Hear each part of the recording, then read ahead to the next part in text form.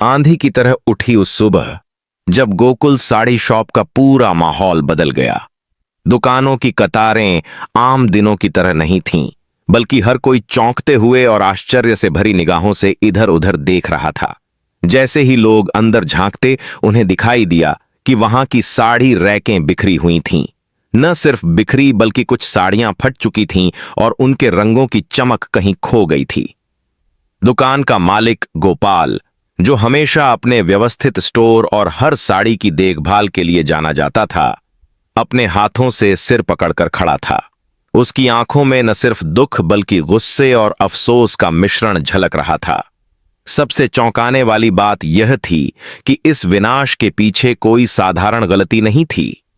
लोगों की नजरें अचानक उस लड़की की ओर घूमी जो हमेशा से थोड़ी अलग, थोड़ी रहस्यमय और हमेशा अपनी हरकतों से सबको हैरान कर देती थी।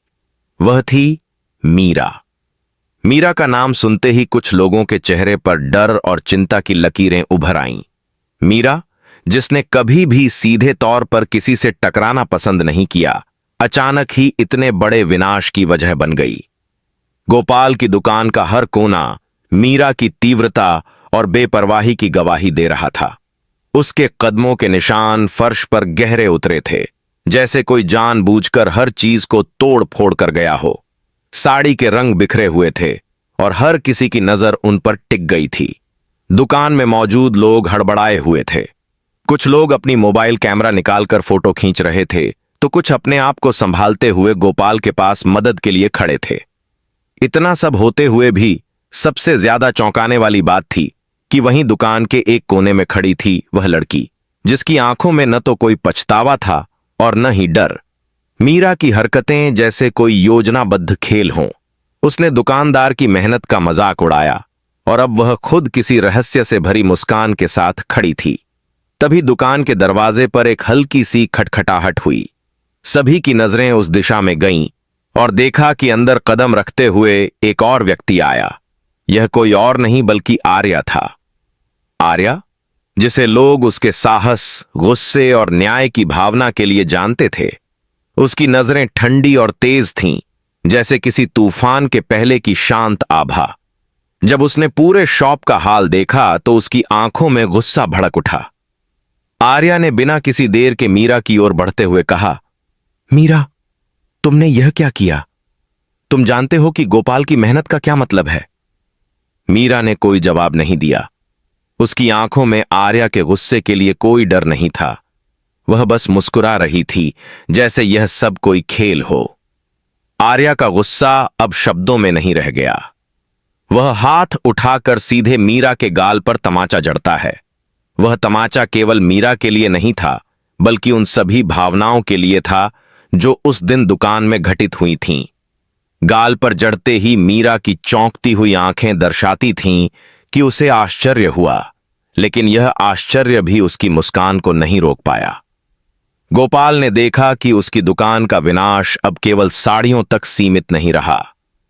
अब वहां इंसानियत और न्याय की लड़ाई भी शुरू हो गई थी। उसकी आंखों में एक चमक आई। वह जानता था कि आज से उसकी दुकान और उसकी मेहनत की रक्षा केवल उसके हाथों में ही नहीं, बल्कि उन लोगों के हाथों में भी है जो सही और गलत के बीच खड़े होकर न्याय करेंगे।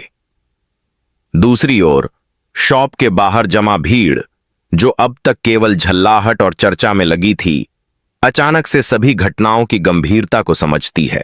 वे देखते हैं कि केवल एक झटका या एक तमाचा ही नहीं, बल्कि यह घटना भविष्य में होने वाले कई संघर्षों और रहस्यों की शुरुआत थी।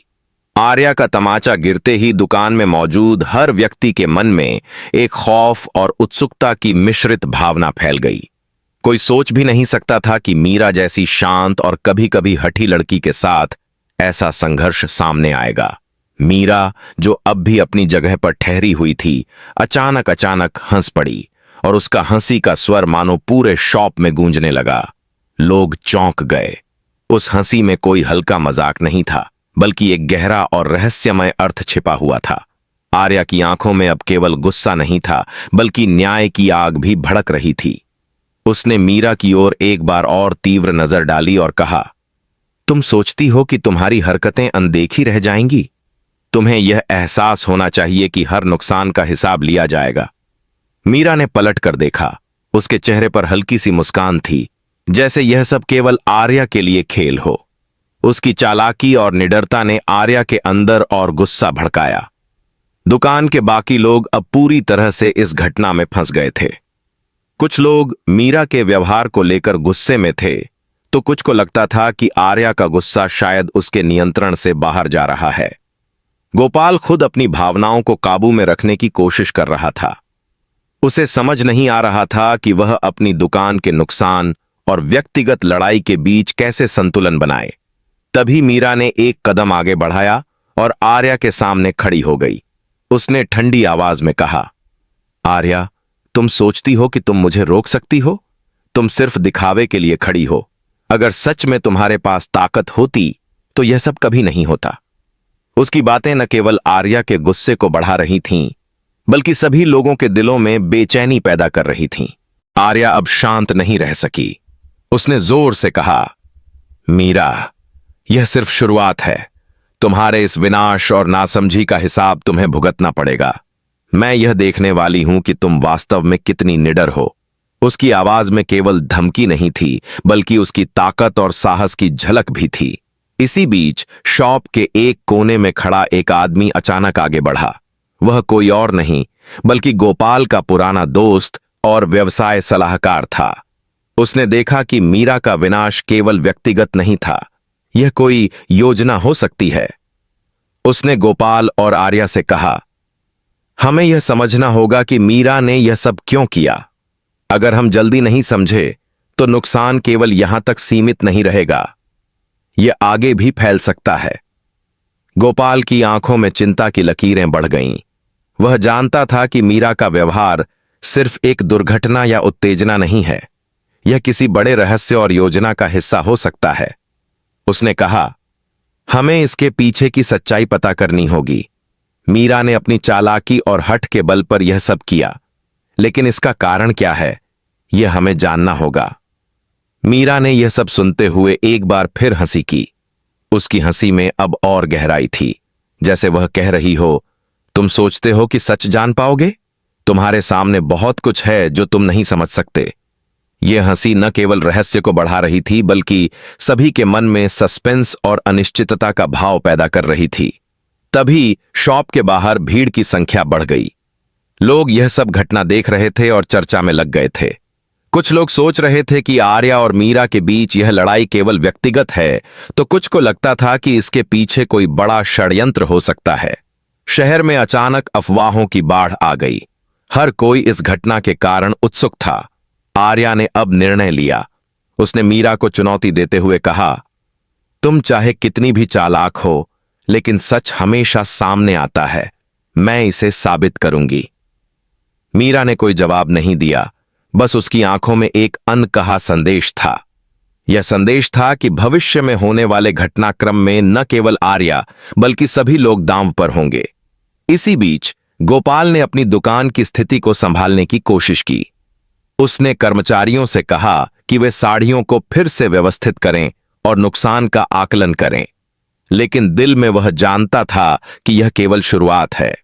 मीरा की हरकतों का असली उद्देश्य अब भी अज्ञात था, और यह अज्ञात भविष्य में कई उलझनों और रहस्यों को जन्म देगा। आर्या ने एक पल के लिए अपनी सोच को स्थिर किया। उसने निर्णय लिया कि वह केवल प्रतिक्रिया नहीं करेगी, बल्कि रणनीति बनाएगी। वह जानती थी कि मीरा की हर चाल के पीछे कोई मकसद है। अब उसे योजना बनानी होगी कि कैसे मीरा की हरकतों का सामना किया जाए और उसके रहस्य को उजागर किया जाए। मीरा की मुस्कान अब भी शॉप में गूंज रही थी। यह मुस्कान केवल उसकी हठधर्मी और निडरता की नहीं, बल्कि भविष्य के कई रहस्यों और टकरावों का संकेत थी। जैसे ही आर्या और मीरा की आंखें मिलीं, दोनों के बीच एक अनकहा संघर्ष और योजना की लड़ाई शुरू होने वाली थी। दूसरी ओर बाहर की भीड़ और शहर के लोग इस घटना को लेकर चर्चा कर रहे थे। कोई कह रहा था कि मीरा ने यह सब शॉप की साड़ियों के लिए किया।